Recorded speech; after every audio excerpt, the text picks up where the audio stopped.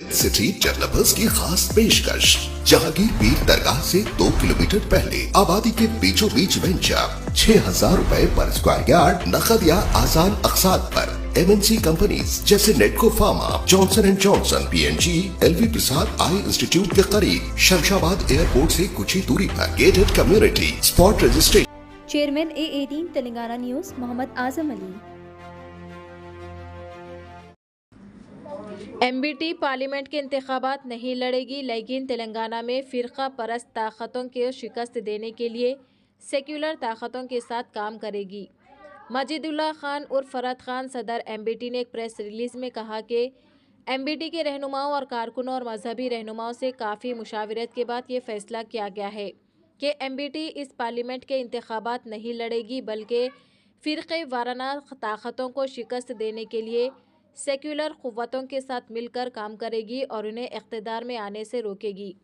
Mister Khan ने कहा कि अगर MBT के उम्मीदवार हिस्सा लेते हैं तो मुस्लिम और सेक्युलर हिंदू वोटों में तकसीम होगी, जिससे सेक्युलर ताकतें कमज़ोर हो सकती है और फ़िरका परस्त ताकतें दोबारा इक़्तिदार में आ सकती है और हिंदुस्तान को हिंदू राष्ट्र बनाने का ख्वाब देखती है। तहरीक इस पार्लियामेंट के इंतखाबात में कोई हिस्सेदारी नहीं करेगी, इसलिए कि किसी फर्द और ख़ानदान के लिए नहीं बल्कि मिल्लत के मफादात के लिए हम कुर्बानी दे रहे। और ये तहरीक के मुखालिफिन भी बेहतर जानते हैं कि गुज़िश्ता इलेक्शन के जो नताइज है और तहरीक के जो वोट बैंक मुसलसल तहरीक को जो मिल्लत की तायीद है कि अगर तहरीक का उम्मीदवार ठहरे तो 1.5 से 2 लाख वोट लेने के मौक़िफ़ में है। आज कई बुजुर्गों ने मशावरत दिया, कई उलमाओं ने, कई मशाइखिनों ने बात करके ये बात को राग़िब किया और हमने तस्लीम कर लिया कि तहरीक की जीत मिल्लत की जीत, तहरीक की जीत है। और अगर मिल्लत हार जाती है तो वो तहरीक की जीत नहीं होती। आज सारे मुल्क में जो फासिज्म है, जो जुल्म है संघ परिवार का, उससे तमाम लोग आशना है। इंशाल्लाह आगे कोई गुफ्तगू नहीं, सिर्फ एक लाइन में ये बोलना है कि तहरीक मिल्लत के मफादात के लिए अपने मफादात को कुर्बान करके ये साबित कर रही है और ये पैगाम दे रही है कि अशिद्दा अलल कुफ्फार रुहमा बैनहुम, कुरान के उस पैगाम पे हम अमल कर रहे। ये तहरीक की कमजोरी नहीं बल्कि तहरीक की ताकत है। कुर्बानी वो लोग देते हैं जो ताकतवर होते, कमजोर लोग कुर्बानी नहीं देते। यकीनन तहरीक के कई लोग मायूस है, तहरीक के कई कायदीन कारकुनान में ये अफसोस है कि तहरीक नहीं लड़ रही इलेक्शन।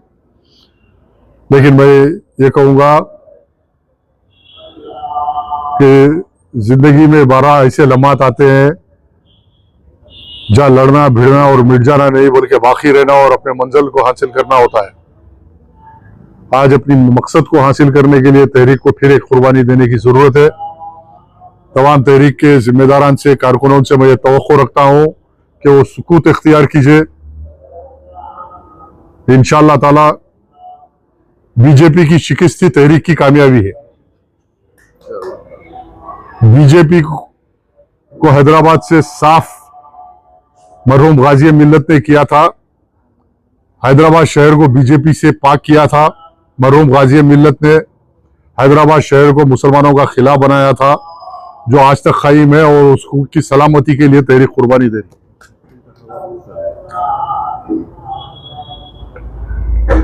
बहरहाल बीजेपी के शिकस्त मजलिस बचाओ की तहरीक की कामयाबी है, इसलिए तहरीक इलेक्शन नहीं लड़ना ही बीजेपी की शिकस्त है। हम किसी की जीत के लिए ये कुर्बानी नहीं दे रहे, किसी फर्द को कामयाब बनाने के लिए नहीं दे रहे, बीजेपी की शिकस्त के लिए कुर्बानी दे रहे, बीजेपी को हराने के लिए कुर्बानी दे रहे। और मैं तवक्को रखता हूं तमाम लोगों से, मुस्लिम माशरे से, ये कुर्बानी को पेश नजर रखते हुए मुस्तकबिल के फैसले करना। आने वाले बल्दी इंतखाबात के अंदर जब तहरीक के उम्मीदवार आपके घर घर आएंगे तो आज की कुर्बानी मुसलमानों के सामने रहेगी। मुसलमान ये सामने रखेगा, जहन में रखेगा कि ये वो तहरीक है जो चाहती तो आज मुखालिफिन को हराने की ताकत रखती,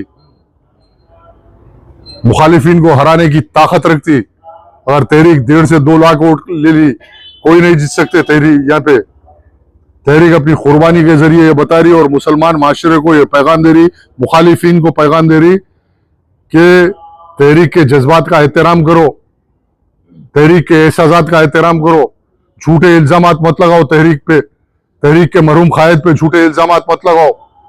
जो बड़े बड़े चीखा मार मार के तकरीर करने वाले को बोल रहा हूँ, झूठे इल्जामात मत लगाओ तहरीक पे, तहरीक के मरहूम कायद पे लगा के अपनी आखिरत